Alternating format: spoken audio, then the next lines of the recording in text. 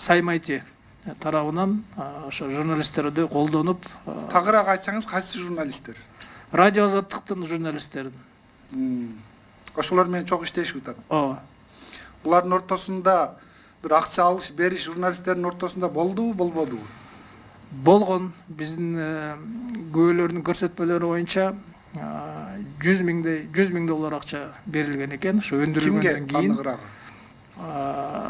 Азаттыктын журналистине. Саймати тарабынан 100 миң доллар берилген. Урматтуу депутаттар, бул жерде мындай жаңылыктар көбүрөөк чыгып атат. Мен сиздер да колдоп беришиңиздерди сурайм. Ушул видео тасмаларды ушул жерге алып келип көрсөтсөңүздөр. Ошол сиздер айтып аткан күбөлөр, канча күбө бар? Bizde azırkı men aytıp ketken faktыларды тастыктаган bizde 2 күбөбүз бар. Канчасы түрмөдө отурат, канчасы ачыкта? Күбөлөр ачыкта. Күбөлөр ачыкта? Ачыкта.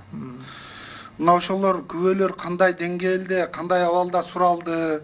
Бизге мына ушуну мындай видео тасмадан көрсөтүп берсеңиздер, мындай бизге мындай ачыгыраак болсун да.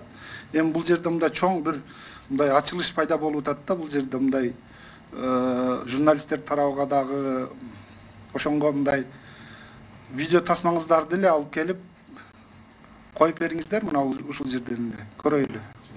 Ачык эле.